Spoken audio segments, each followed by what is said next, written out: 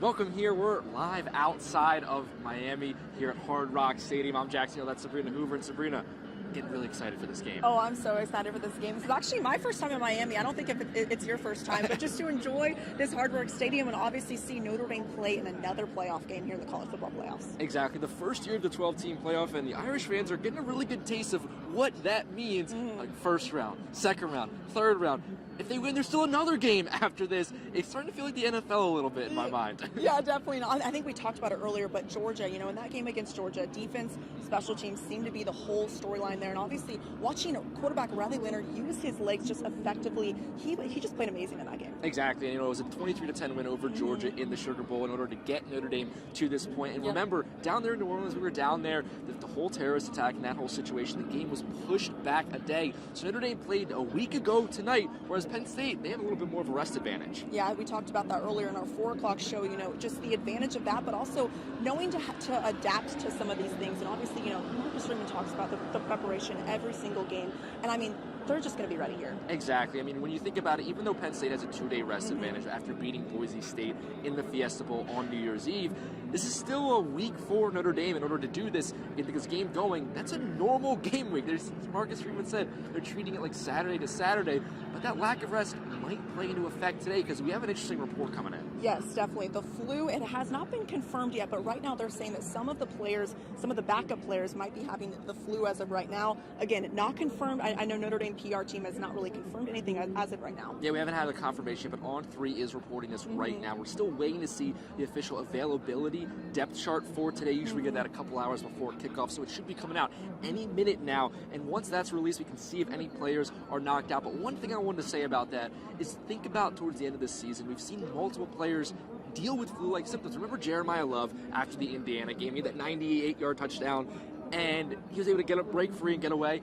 After the game, he came up and talked to us. He could barely speak. He was dealing with a flu that bad. So even if there is those symptoms going around, I think these Notre Dame players have dealt with it and have shown that they can still break a 98-yard touchdown. I was going to say, he said he was huffing and puffing on that 98-yard. Didn't look like it. No, did not look at it like it at all. But speaking of Jeremiah Love, I mean, his availability, he is set to be available in this game. But of course, he kind of tweaked a little bit of an injury in that Indiana game and that Georgia game as well. But just depending on Jadarian Price in the backfield as well, I mean, they're good. Exactly. I mean, we just saw Jeremiah Love with that right knee injury. Kind of first suffered it against USC, tweaked it against Indiana, tweaked it against Georgia. We had a chance to see practice in South Bend this past weekend. In that practice, Jeremiah Love was taking reps like usual. He was stretching. He was doing his thing in the backfield, but he did have a brace on his right knee. So it'll be interesting to see when he comes out today what he's going to be wearing on that knee in order to give him maybe some more support. But like you said, there's a lot of options in that backfield. You mentioned Jadarian Price, also Aeneas Williams, the freshman we've seen get more snaps, especially on third downs.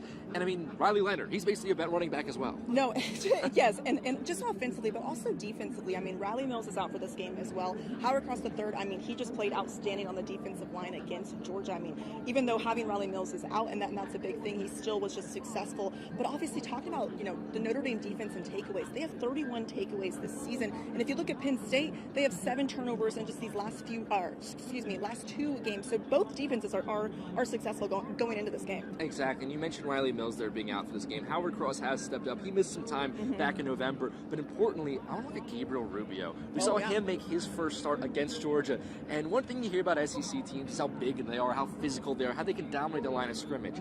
Well, Gabriel Rubio stepped in, and he was stopping the run. He was filling those gaps. That was so important for this Notre Dame defense. So even with Mills being out, which, one of an all-time great if you look in terms of games played for Notre Dame, Gabriel Rubio is still a great option behind him. Yeah, and Penn State's offense, too, I want to talk about, too. Drew Aller, obviously just successful in the passing game. We haven't really seen a lot of Riley Leonard success in the passing game because, I mean, he can use his legs. Exactly. But also offensively for them, Tyler Warren for Penn State, he's just so effective. Omari Evans, just these people that can really change a game successfully. And, I mean, you mentioned Tyler Warren right there. I know he's a tight end. He's going to be number 44.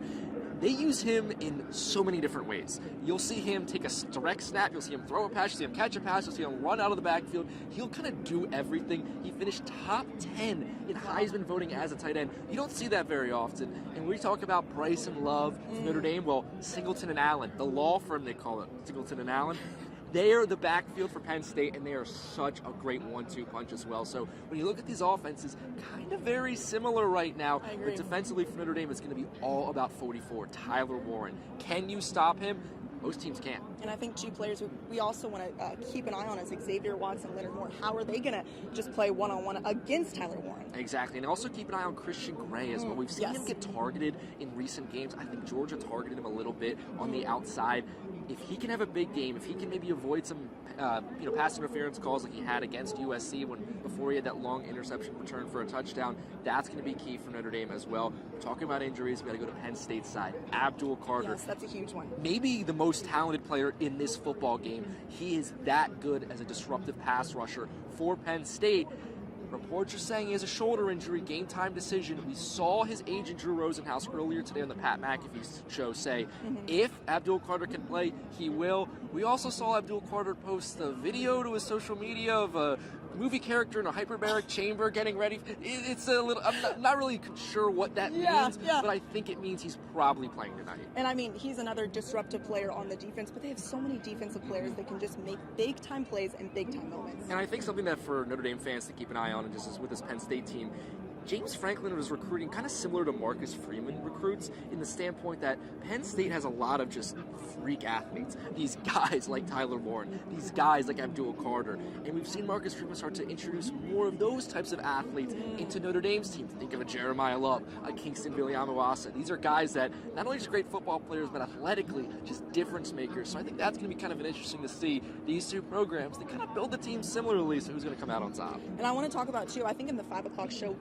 we'll talk more about this, but just like the coaching staff, I mean, defensive coordinator Al Golden, he has just transformed this defense. You see how the players react to him. You see how he talks to these players, how he loves them, and just how he just continues to just make big-time plays and big-time moments. Just coaching as a whole, to have Marcus Freeman, have these other coaches just beside each other is just huge for this team. And Al Golden is one of the best coordinators in the game. He's up for the Broyles Award. Another great coordinator is Penn State's offensive coordinator, Andy Kotelnicki. One of the best offensive minds in the game, many consider. So that coaching matchup of Penn State's offense versus Notre Dame's defense, that's going to, if you're into coaching, it's going to be a great chess match. But we got to start thinking about this game. And let's get to our players to watch.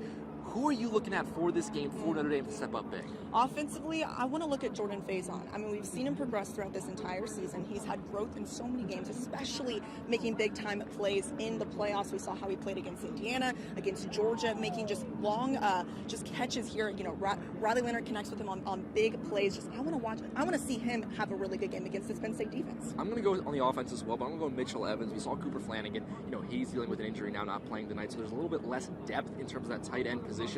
Mitchell Evans, he's had an up and down season. Talent-wise, one of the most talented tight ends in the country. I mean, he's going to be a good NFL draft pick at one day. But when it comes to tonight's game, if Abdul Carter is playing for Penn State, they get a lot of pressure on the quarterback. When that happens, Riley Leonard's going to need to either take off with his legs or take his check down routes. Usually that's a tight end. I think Mitchell Evans is going to get a lot of targets tonight in terms of just quick throws to the outside, and if he can break a couple tackles and make something of it, it's going to be a different game for Notre Dame. And when you talk about both of these teams together, I think whoever is going to win this game is going to win the turnover battle, especially in the playoffs now, but especially these two elite defenses. We're talking about winning this game. Well, Sabrina, now's that's the toughest transition part of this. To that. Exactly. What is your score prediction? All right. So this one was a little bit hard for me because, again, watching Penn State all season long, they've had some ups and downs here and there. But I got to go 21-14, Notre Dame on top. Notre Dame has had a lot of momentum right now.